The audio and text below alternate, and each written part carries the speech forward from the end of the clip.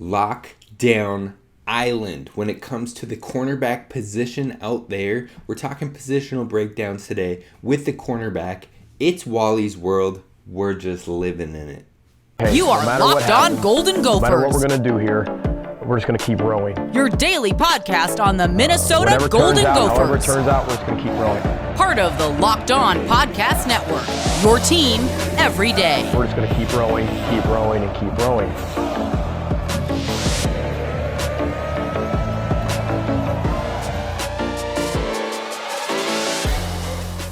You're listening to Locked On Golden Gophers, part of the Locked On Podcast Network, your team every day.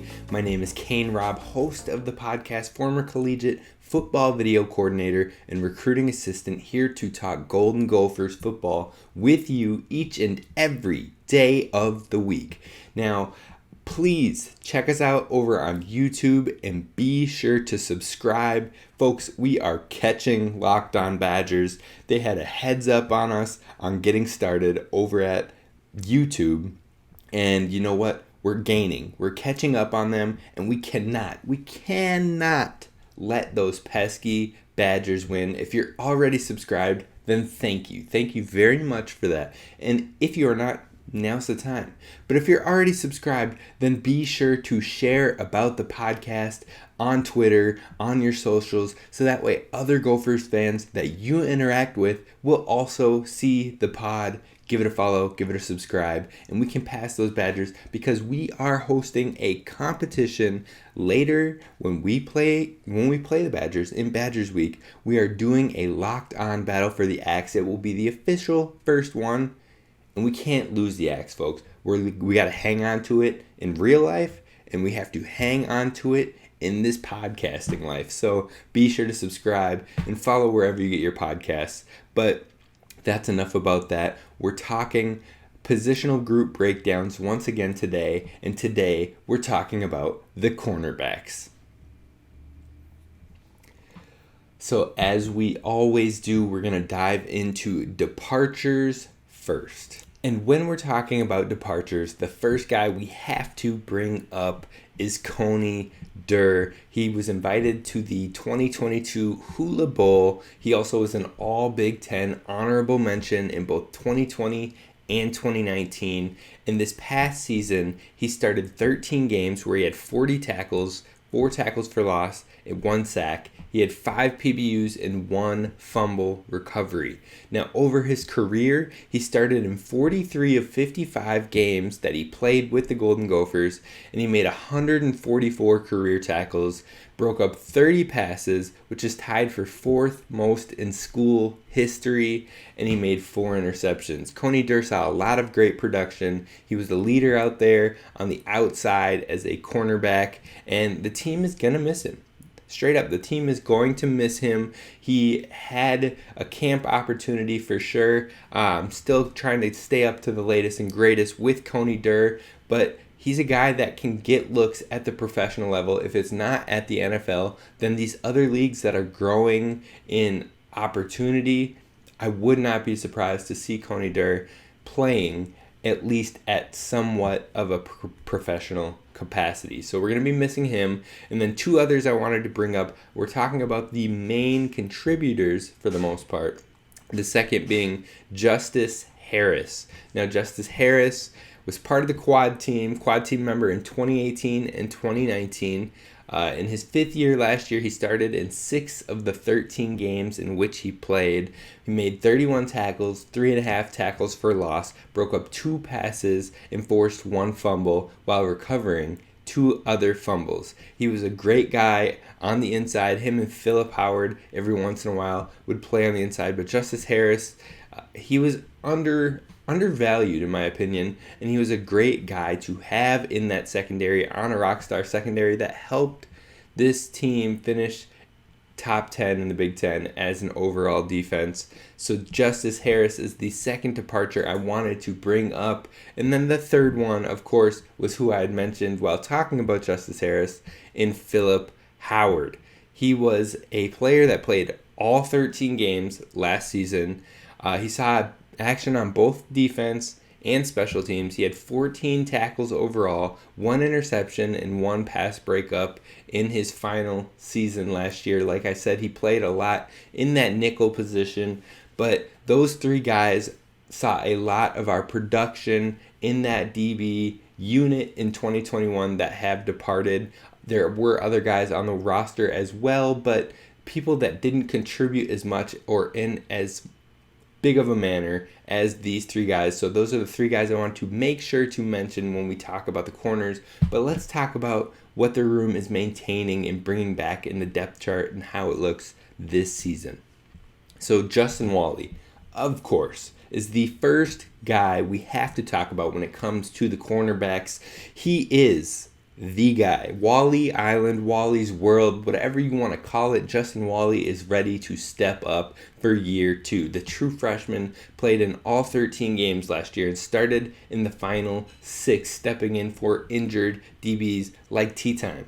Now he had 29 tackles, 7 pass breakups, 2 fumble recoveries, 1 forced fumble, and an interception. A fantastic interception.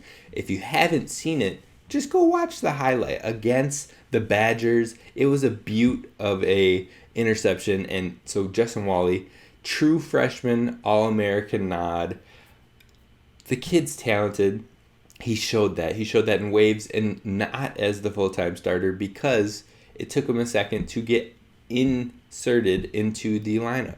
He showed serious flashes, and honestly, the best is yet to come when it comes to Justin Walley. He's been putting in a lot of work. He had talked about in the press conference after the first practice, the Saturday practice, he had mentioned that he was excited to get started, but how he had been working on his vision, how he had been really putting in the effort to kind of slow the game down this offseason and be able to be his best self. So Justin Walley, definitely a guy that we are going to be excited to watch over the next few years. He's got 3 years of eligibility left and will definitely lead this cornerback room for the years to come.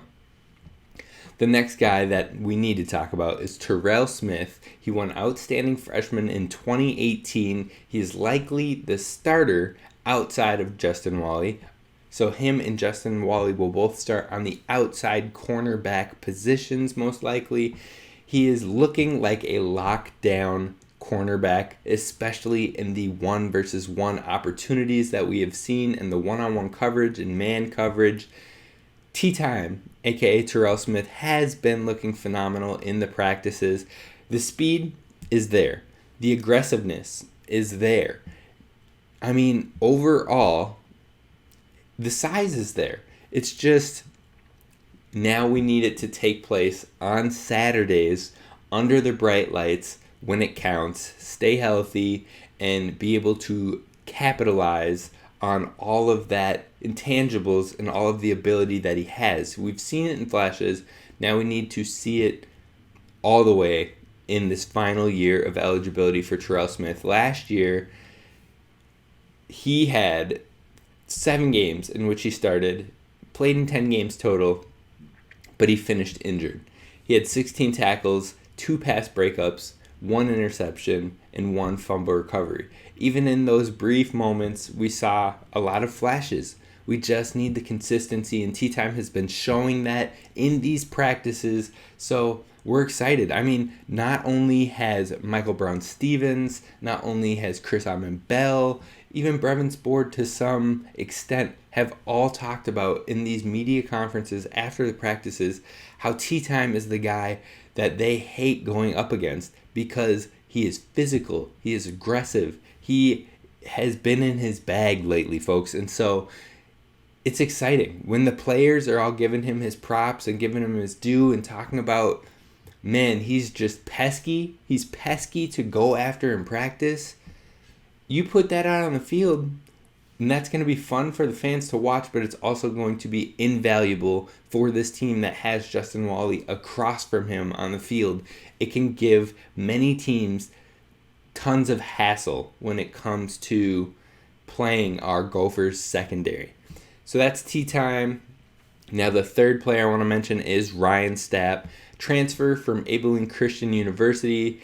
Jack Gibbons had mentioned him, recommended him to the coaches when they had reached out to him, talking about how hard of a worker he is. He's a scrapper. He is a high IQ player. All things that we saw in Jack Gibbons. And we're seeing it from Ryan Stapp on the field in these practices, which you love to see. He seems to be the first cornerback that is rotated both inside in the nickel position, the nickel corner, and both outside on the outside corner positions as well. He's got the versatility to do both on the inside and the outside. Last year he played in 10 games with Abilene Christian where he had 44 tackles, 1 forced fumble, and in his time with Abilene Christian, he was a FCS all freshman in 2019, and then last year he was second team all WAC last season.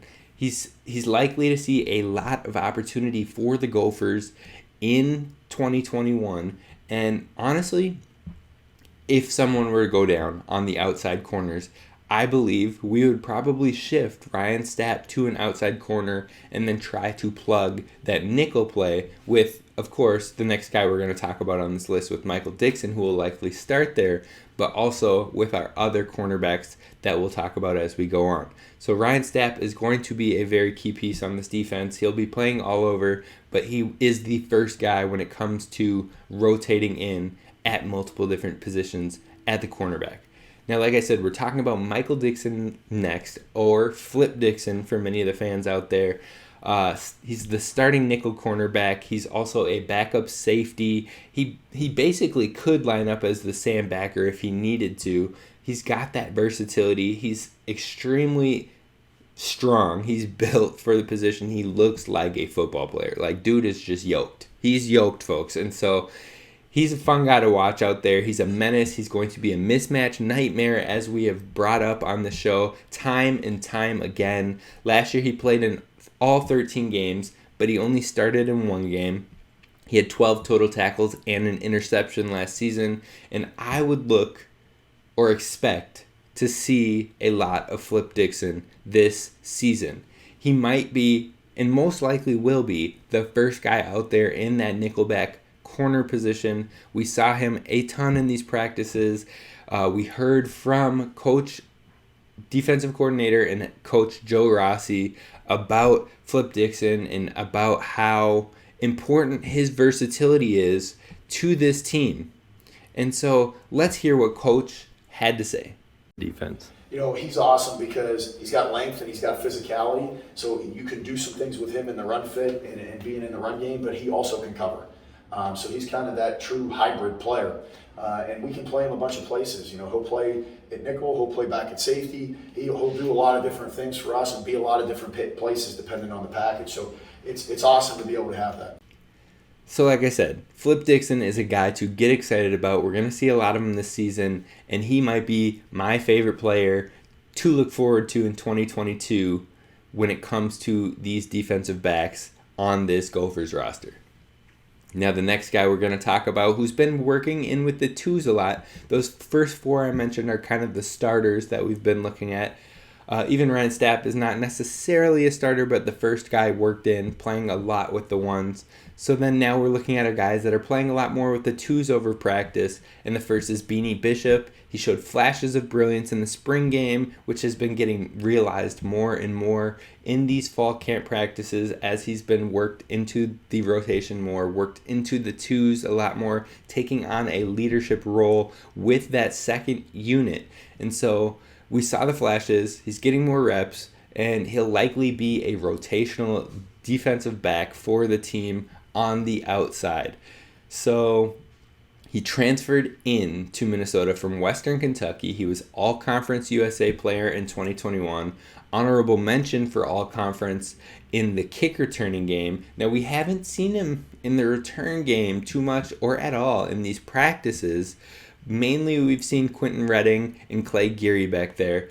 But in 21, he played in 13 games. He had 43 tackles, 6.5 tackles for loss, and 4 pass breakups, plus 3 interceptions, which 1 was brought back for a touchdown, and he had 1 forced fumble. Hopefully, we will see him more and more as he continues to get acclimated and he continues to speed up his process in the game. But hopefully we get to see him more and more in his usage, and he does have 2 years of eligibility left. Both him and Ryan Stapp have 2 years of eligibility left. Now, the next few guys are more of that developing category that I've been bringing up in some of these positional breakdowns, and the next two will likely be depth cornerbacks for this roster that will travel, that will grow over the season, but they're likely to get not very many game reps this year unless they are needed or upon injury.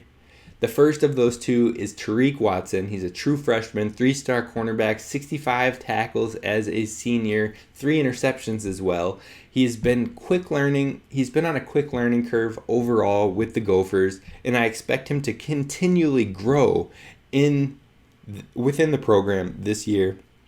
He's likely to travel. He's likely to see some special teams work. He would be the second or third cornerback outside to rotate in behind Ryan Stapp and behind Beanie Bishop. So he would be that third guy to rotate in on the outside if needed. If there was an injury, I wouldn't be surprised to see Stapp on the outside play more, like I had said, and then see Dixon take over that nickelback with maybe Jalen Glaze holding down the next man up mentality in that nickelback position. So I would really anticipate Tariq Watson would be the third guy outside if needed, outside of our 2 starters.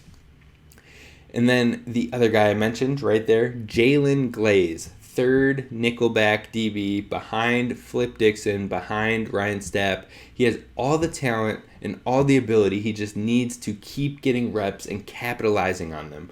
Repetition, repetition, repetition, and fine-tuning things that will help Jalen Glaze continue to see his talent used to the fullest capability. Now, Jalen Glaze has 3 years of eligibility left, so that is exciting. PJ Fleck mentioned Jalen Glaze in the second practice that was open to the media, and he said he recognized him as an important player and said, Jalen Glaze, this team needs you. He's likely a guy that will travel. He might not get a ton of reps every game.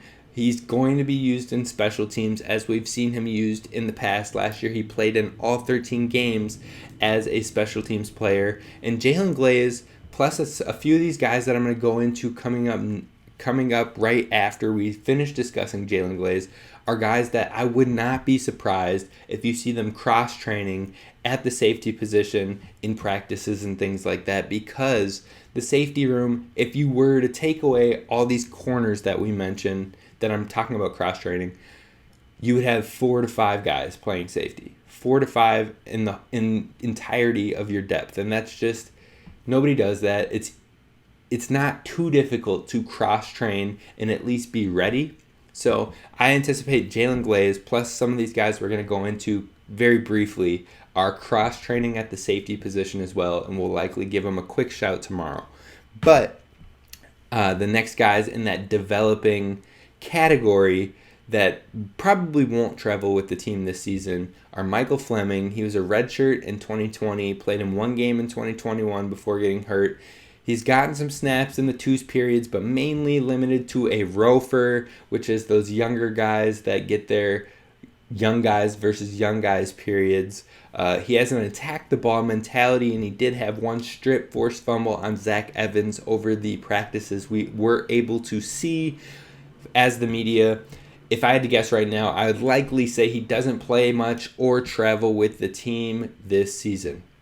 Then the next few guys are guys they're still developing, they're still growing. Probably we won't see any time this season playing in meaningful snaps, and that is Stephen Ortiz Jr., Victor Pless, Aiden Gausby, and Rylan Kelly. We haven't seen a whole lot of these guys in the camp. Pless probably had the most time with some of the 2s occasionally, but in Monday's practice, he was hurt, he was not dressed, and he had his knee wrapped up. So an injury to monitor. The rest of those guys didn't really see a whole lot of time. Ortiz and Gausby have both mainly been scout guys over camp, and Rylan Kelly also mainly a scout, but occasional reps with the twos, less than what we see from Pless. Not enough to make me think that any of them will play this year. Likely Ryland and Gausby, who are both true freshmen, will be red shirts, and like I said, I wouldn't be surprised if they start cross-training at the safety position as well for the development for years to come. Now, next we're going to talk about how this group and how this room has looked statistically last season, and that's going to come up next. First, a message from the NHTSA. You're hanging out with some friends, and you're putting a few drinks back. A few becomes a few too many, and as the evening comes to an end and people start to head out, you think of calling for a ride. Nah, you live nearby. You can make it home okay. It's no big deal. What are the odds you get pulled over anyway? And even so, what's the worst that could happen? Your insurance goes up? You lose your license? You lose your job? You total your car? You kill someone? Everybody knows the risks of drunk driving. The results are tragic and often deadly. However, it still doesn't stop everyone from getting behind the wheel after being under the influence. That's why police officers are out there right now looking for impaired drivers on our roads to save lives. So if you think you're okay to drive after a few drinks, think again. Play it safe and plan ahead to get a ride. If it only takes one mistake to change your life or someone else's forever, drive sober or get pulled over. All right, so we are talking about this DB group and statistically what it has looked like this past season. But first, thank you for making Locked On Golden Gophers your first listen when it comes to Gophers sports, especially every day. We've got a show Monday through Friday, so be sure to subscribe on YouTube. Be sure to follow wherever you get the podcasts. Now let's talk about this unit statistically over the past few years. Now we're looking at a group that had the sixth fewest passing yards per game this past season in 2021 at only 181.2 yards given up through the air per game. That was only behind Washington, Cincinnati, Wisconsin, Lafayette, and Liberty. Those are the only 5 schools that had less passing yards across the entire nation. So as you see, as we break these groups down, this defense was elite, and this secondary is quite possibly even better than the group that we saw last year. I would not be surprised if this secondary is even better.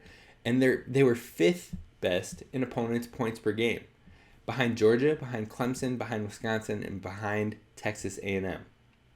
They also were 2nd in opponents' yards per game with 278, behind only Wisconsin. That being said, this team is looking to capitalize more on interceptions, on turnovers. So fumble recoveries, interceptions, forcing fumbles. That is the next step for this defense in creating more opportunities to get the ball back in the offense's hand. Last year, they were 98th in interceptions per game last year. I expect this number to tick up with an even more experience returning back at the position, and on top of that, more talent at the position as well. So this is going to be an exciting time. This secondary, as we've seen in the practices, now usually defenses early on have a foot up on the offense when it comes to getting back into the swing of things. Defenses just have more things that they have the advantage when it comes to coming back to the NFL, when it comes to coming back to college football, when it comes to camps and things like that. You see one-on-one drills and things like that. Typically, one-on-one drills is a different beast. That one, the wide receivers usually have the edge because they know the route they're running, and you're just a DB put on an island and put on skates right away. But in most occasions, the defense has the advantage because there's less intricacies with what they are putting on the field, whereas the offense you're still developing your timing. You're still developing the chemistry between the quarterback and those running the routes, those catching the ball. So that timing, that learning people's how they run their routes, that takes more time for the offense to start clicking, getting on the exact same page. Whereas the defense is less relying, and I want to be careful how I say this because there are a lot of intricacies to defense as well. It's just something that can be developed very quickly when you're getting back into the swing of things. Whereas the offense, it takes a little bit more time to really fully develop. So, like I said, you expect the defense to be a little bit better in the early days of practice especially, but this defense has been causing chaos for this offense. They've been giving Tanner Morgan, who doesn't turn the ball over, some fits in practice at times, and he's very efficient. We've known that. We've seen that for years. And you know what? This defense causes chaos. The line is giving enough pressure to the point where it doesn't give him a whole lot of time to get the ball out of his hands, but the secondary is draped on their guys. They're talented enough to keep up. They play their zones very... they maintain their zone coverage very distinctly, and they are very determined and strict to their zones and being able to play off of each other as the secondary. So they are halting a lot of opportunities for the offense. So the secondary, man, this secondary, it's legit. It's going to be a good time, and they're going to be a unit that stands out and gets more and more respect as time goes on. In fact, On3 named them a top 10 secondary in the entire country already heading into the 2022 season. They came in at 10th, and I do anticipate they'll crawl up that list a bit higher than 10th as well. So a fun unit to look at. Now we're going to talk about where they would rank within the conference coming up next. Just the cornerback group, not the entire secondary. But first, a message from our friends. All right, so like I said, we're going to talk about rank within the conference, and let's just jump into it, folks. Iowa comes in at number 1. Riley Moss, that's enough said. I mean, Riley Moss is a dog when it comes to corners. First team all-conference and won the award for best cornerback in the Big Ten last season. He had 9 pass breakups, 4 interceptions, and 2 of those 4 interceptions were touchdowns. The dude's a stud. Riley Moss literally leads that room into that first place for me. Now, number 2, Ohio State. Denzel Burke and Cameron Brown are both guys that will lead that room. Burke had the most zone coverage snaps last season without allowing a single touchdown in the Big Ten. So, absolute stud there. They have 2 really solid guys, so Ohio State comes in at 2. At the cornerbacks, again, this isn't the entire secondary.